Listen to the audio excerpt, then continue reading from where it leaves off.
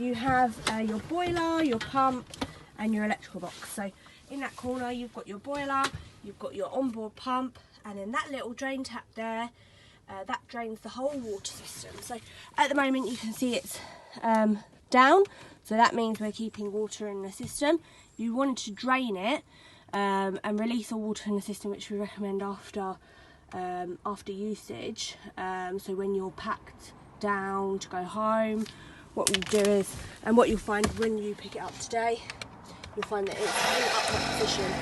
So that releases any water from the water system, and you'd want to open up all of your kitchen tap, shower tap, just to release any excess water that's in there. You can hear the pump running now. That's because I've let out some water, and that is just regaining pressure there. Okay, so to set things up today, we're just going to leave that in the downright position. You've got the back of your battery box there, and then you've also got your electrical controls. Pull down this flap, you'll see all these nice lit up buttons. So what we'll do is we'll start off as if everything's shut down.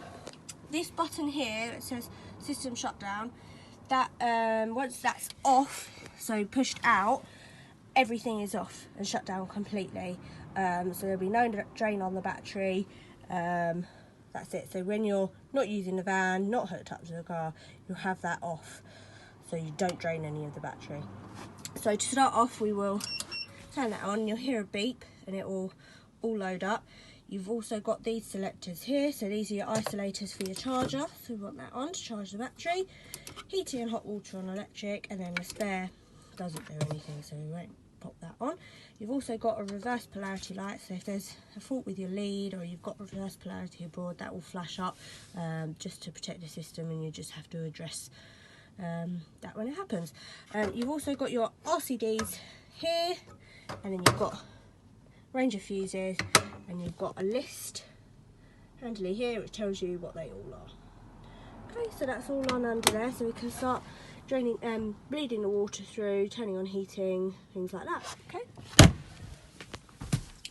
So once that's on underneath the bed, you've got your control panel up here, which we just power up, and then up here it will tell you the voltage of your leisure battery, vehicle battery when you're connected, and then press that to view levels. To turn on the water pump, we just pop it on there. So once you've switched all that on, you can start bleeding the water through. So we recommend starting from the back. So turn your tap on, and then through cold to hot, and just let it bleed through. I've already sort of bled the system through this morning, so it's coming steadily through.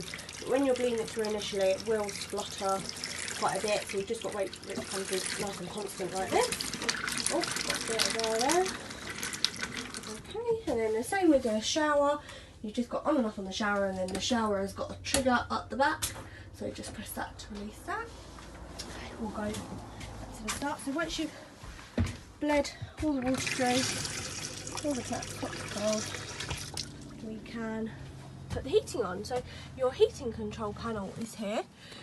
So what you do is press the on button there,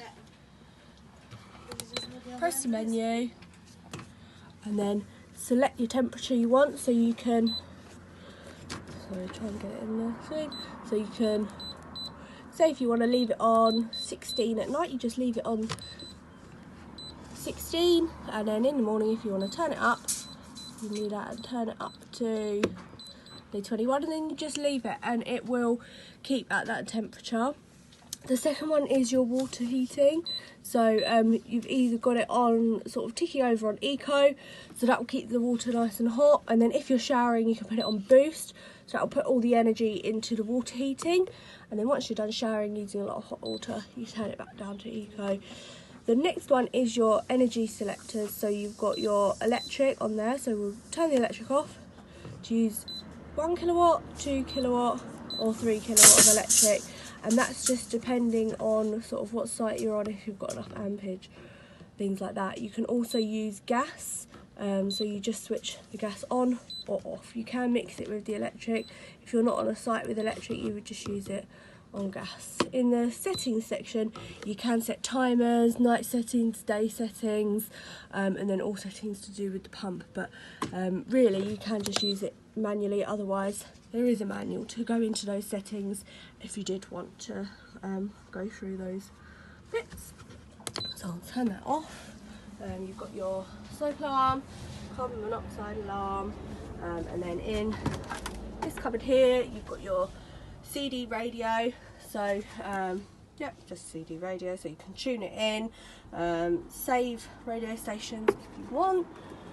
All of the lights on here, they're all individually switched. So lights up the top, does that one there, and then that one does on there. A lot of lighting to choose from.